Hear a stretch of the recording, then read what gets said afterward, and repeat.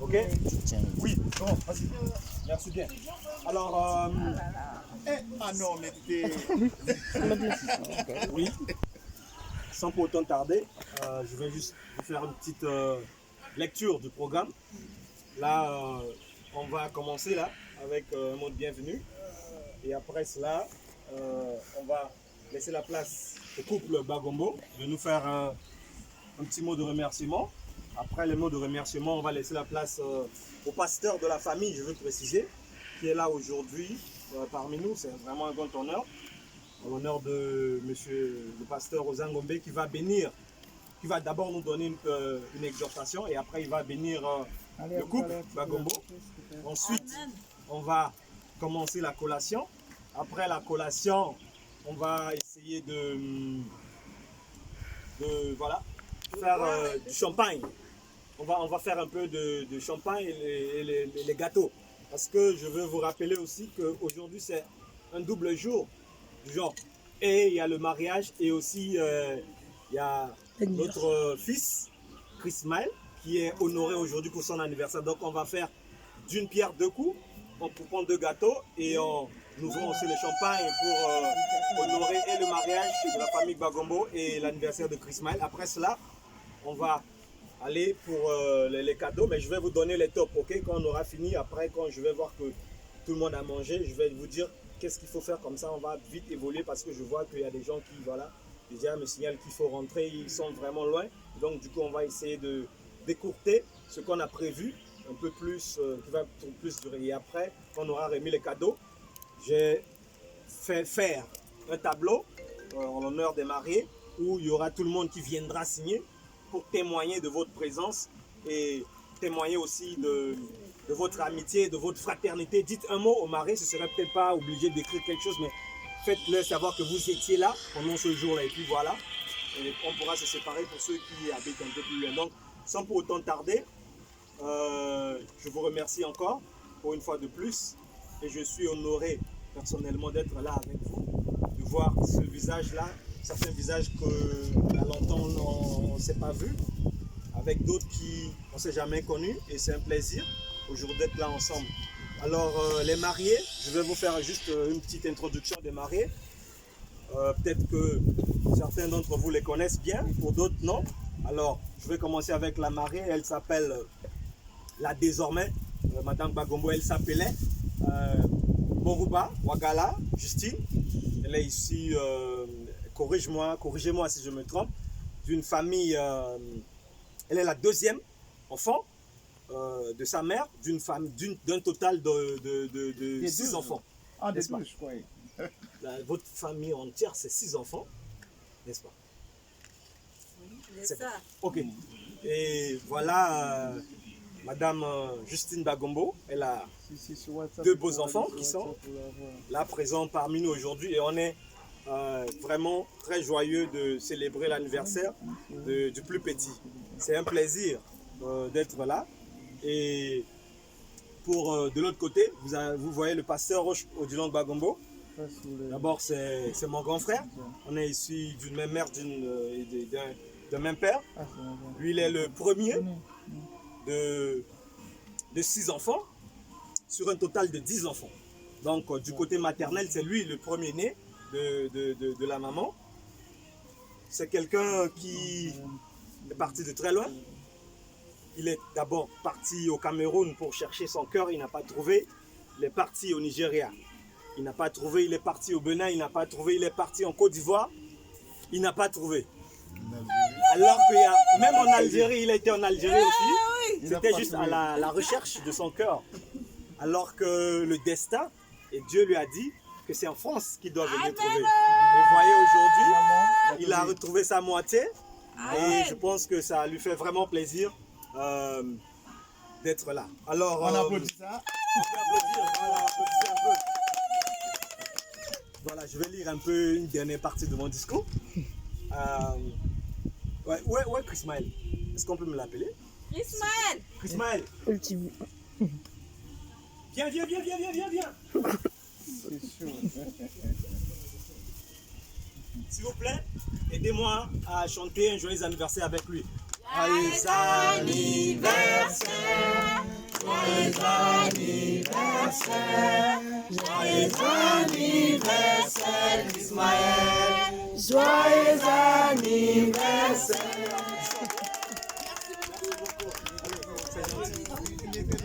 Oui, il est très gentil, le petit, il est très gentil.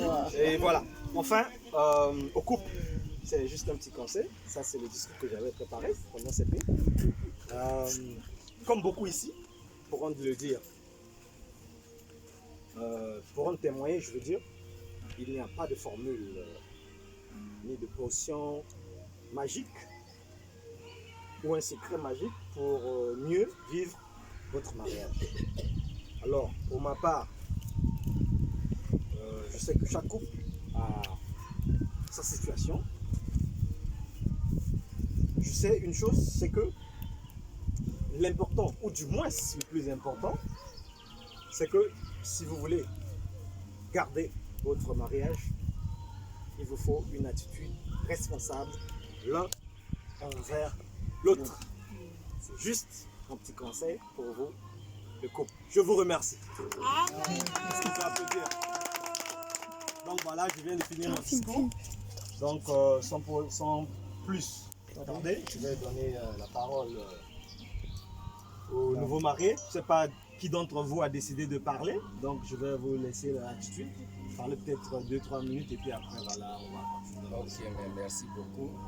Je vais juste faire une minute. Je ne sais pas quoi dire parce que tu viens de tout dire. Je vous salue encore une fois de plus dans le beau nom et précieux nom du Seigneur Jésus-Christ. Amen. Je suis tellement dans la joie, tellement content de célébrer ce moment ensemble avec vous qui êtes notre femme. Et je rends grâce à Dieu pour ceux qui sont venus de très loin et ceux qui sont aussi de proches. Du côté de ma femme, je bénis le Seigneur pour ceux qui sont présents. Et de mon côté, que le Seigneur vous bénisse aussi. Amen. Je veux juste dire ceci. Le Covid-19 nous a amenés à précipiter notre mariage de cette manière parce qu'on se disait aussi qu'il peut y avoir encore deuxième vague. Et comme mon petit frère venait de dire, il a cité que peut-être un quart des pays que j'ai parcouru, mais vraiment j'ai cherché fatigué. Amen. On est au courant. Chercher, tomber, chercher, cogner la tête. On n'a pas Mais il y a dit. une chose que je veux bénir le Seigneur pour cela, c'est pour mon père qui est ici, qui est un père spirituel pour la famille que nous sommes, depuis la Centrafrique, qui est le pasteur Rosa Ngombe, qui est le pasteur principal de l'église apostolique de Fatima II. Et c'est à cet honneur, quand il est venu déposer les enfants, ici en France, avec maman qui est là depuis. Donc le Covid a permis qu'il est resté. Et cependant, j'avais organisé un autre voyage en 2014 ou 2015. Il était au Cameroun pendant que je voulais. 2014, il était présent, mais Dieu n'a pas voulu. Et aujourd'hui encore, je m'organise à me marier. Il est revenu. Donc je viens faire ce témoignage aussi pour dire que vraiment, Dieu a quelque chose de très important à me dire et à faire au travers de cet homme de Dieu. Vraiment que le Seigneur vous bénisse encore. Merci beaucoup. Je ne sais pas, je ne vais pas trop m'entarder sur la parole, mais en tout cas, je ne sais pas quoi dire. Pour ma femme, je ne sais pas si c'est une biographie que je vais faire pour que nous restons encore ici jusqu'à demain matin, mais de toutes les manières, en un mot, il y a Dieu dedans. Amen.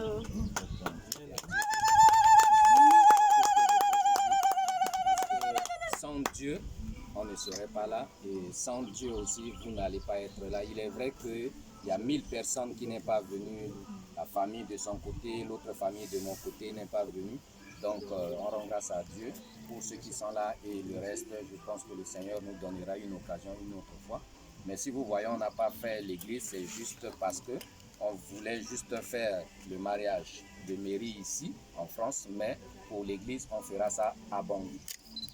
Sinon, le pasteur est là, il pouvait nous faire une bénédiction nuptiale, mais on a dit non, c'est à Bangui qu'on va honorer cela, honorer la famille et honorer aussi le Seigneur pour cela.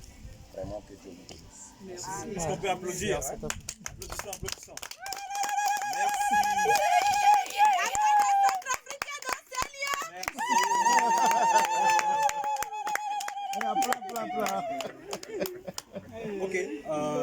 Tadé, je vais donner la parole à l'homme de Dieu, Pasteur Rosa, pour nous amener une exhortation et une prière pour bénir le couple. Comme ça, on va démarrer la table. Je salue tout le monde au nom de Jésus. Amen. C'est pour moi un grand honneur d'être parmi vous et de voir encore mon fils.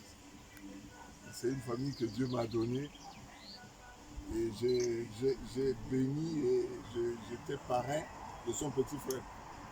J'ai béni leur mariage. J'arrive ici et c'est lui que je vais prier pour le mariage. Je crois que je vais prier pour tous les autres. Amen. Absolument. Il y a quelque chose là, c'est très bien. Vous savez, la Bible dit que si Dieu ne bâtit la maison, ceux qui la bâtissent travaillent.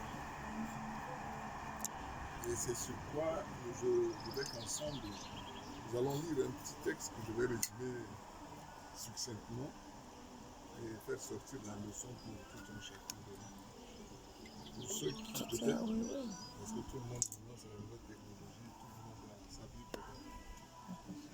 Dans l'évangile de Jean 2, à partir du premier verset, je lis 3 jours après, il y eut une des noces à Cana en Galilée. La mère de Jésus était là et Jésus fut aussi invité aux noces avec ses disciples. Le vin ayant manqué, la mère de Jésus lui dit, ils n'ont plus de vin. Jésus lui répondit, femme, qu'y a-t-il entre moi et toi? Mon heure n'est pas encore venue. Sa mère dit au serviteur, faites ce qu'il vous dira. Or, il y avait là 6 vases de pierre destinés aux purifications des Juifs et contenant chacun 2 ou 3 mesures. Jésus leur dit, remplissez d'eau ces vases, et ils les remplirent jusqu'au bord. Puisez maintenant, leur dit-il, et portez-en à l'ordonnateur du repas. Et ils emportèrent. Quand l'ordonnateur du repas eut goûté l'eau changée en vin, ne sachant d'où venait ce vin, tandis que les serviteurs qui avaient puisé l'eau le savaient bien, il appela l'époux et lui dit, tout homme sert d'abord le bon vin, puis le moins bon après, qu'on s'est enivré. Toi, tu as gardé le bon vin jusqu'à présent. Tel fut à Cana, en Galilée, le premier miracle que Jésus fit. Seigneur, nous voulons te remercier encore une fois de plus et remettre ce moment entre tes mains, que par ton Esprit Saint, tu sois au milieu de nous et que tu donnes toute la gloire à ton nom et en ton nom seul donne gloire. C'est en Jésus que nous t'avons ainsi prié. Amen. Amen. Dans ce petit texte-là, on peut dire beaucoup de choses. Mais par rapport à l'événement, nous allons, comme je le disais, résumer ceci. Voilà qu'il y a un événement de mariage. Et s'il faut que je thématise ma petite exhortation, je dirais, il faut que Jésus soit au centre de notre couple. Amen. Dis à ton voisin, même si tu n'as pas dit avec foi, il faut que Jésus soit au centre de notre couple. Il faut Jésus au centre de ta vie. Voilà un événement que tout le monde connaît, même ceux qui n'aiment pas Dieu, tout le monde connaît. C'est-à-dire, le mariage, c'est vraiment une alliance et que tout le monde veut fêter, tout le monde veut jouir du mariage. Quand il y a un mariage dans la famille, c'est une fierté. Et dans toutes les cultures, le mariage est toujours honoré. Et Jésus vient, on invite Jésus. Et il vient. Et là, il y a quelque chose qui se passe. Le vin manque. Et sa mère, intuitivement, dit à son fils, il leur manque du vin. Et après un petit dialogue entre eux, Jésus va ordonner à ce qu'on puisse mettre de l'eau dans 6 jarres. C'est des vases qui se tenaient devant la maison, qui servaient à la purification des Juifs. Dans l'histoire des Juifs, j'ai été en Israël, ils ont des récipients pour laver les pieds des visiteurs. Hein, quand un visiteur, ce que nous voyons maintenant chez les musulmans, là, hein, quand un visiteur arrive, par respect, il faut lui laver les pieds, tout ça, parce qu'il faut laisser la poussière et ils avaient la culture des musulmans un tout petit peu.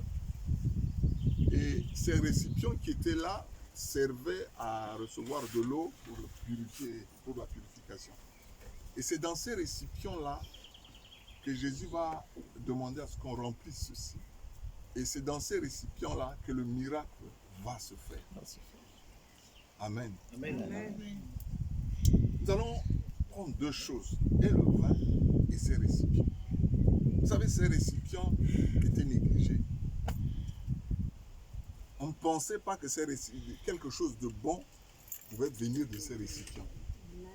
Peut-être vous, peut-être tout le tour que tu as eu à faire, qui pouvait imaginer que tu pouvais te marier?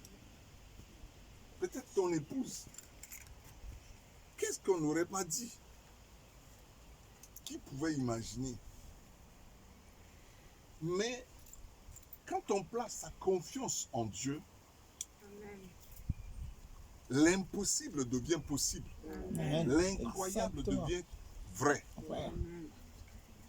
Et quand Jésus a dit, amenez cette eau, dès qu'ils ont goûté cette eau s'est transformée en vin. Et c'était Et meilleur. le vin.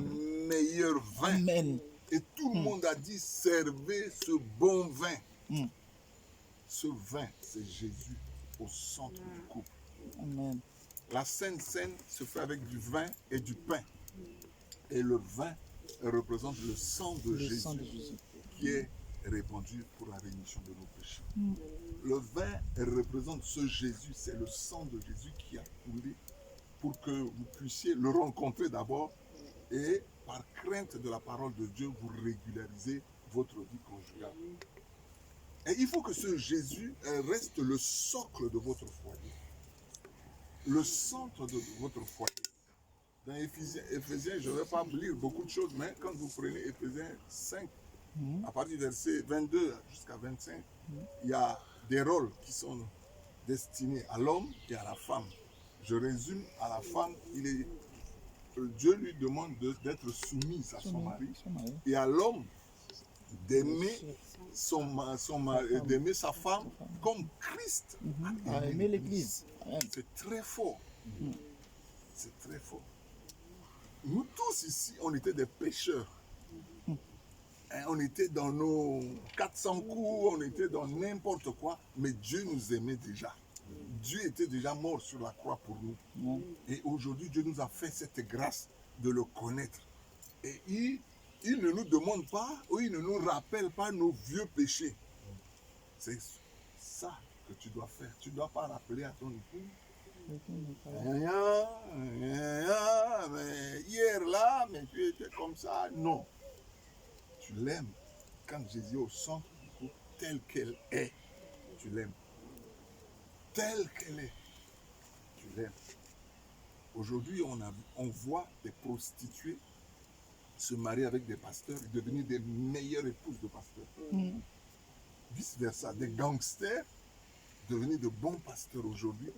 Parce que l'évangile est une puissance, l'évangile est transformationnel. C'est la puissance de Dieu. Quand ça touche quelqu'un, ça transforme cette personne-là. Amen. Exact. Et je crois, si Jésus est dans votre couple, ce Jésus va transformer votre couple. Va faire de votre couple un exemple. Et l'évangile, ce n'est pas la parole. L'évangile, c'est une vie. La chrétienté, c'est une vie. La chrétienté est différente de d'autres religions. D'autres religions, les gens cherchent Dieu. Hein? Ils se disent, Dieu est quelque part, Dieu est quelque part, Dieu est quelque part. Mais la chrétienté, c'est Jésus qui est venu, c'est Dieu qui est venu vers les hommes. Et à ce titre, vous devez vivre la parole de Dieu. Et quand vous vivez la parole de Dieu, c'est plus que l'évangélisation. C'est plus. Les gens, au travers de vous, auront ce plaisir-là de se dire, nous aussi, il faut que nous mettions notre vie en règle. Et pour le reste des gens ici, Ce que je veux dire, que ce Jésus qui transforme, il faut que chacun de nous se saisisse de ce Jésus. Pour 2 ou 3 causes principales. La première cause, c'est pour la vie éternelle. Qu'on le veuille ou non, la mort existe. Et la mort, ce n'est pas une fin en soi. Ce n'est pas une fin en soi. Tout le monde a eu à un moment donné à dormir, à rêver. Pour nous les Africains, le fait que certaines personnes meurent. Et après, ceux qui sont vivants viennent dire que je l'ai eu en rêve, il a dit ceci, il a dit cela, et nous croyons en ceci. Et si nous croyons en ces rêves-là, en ces songes-là, mais il faut aussi croire qu'après la mort, il y a quelque chose. Après la mort, il y a quelque chose. Donc, la mort n'est pas une fin en soi. La mort, c'est un voyage dans un pays.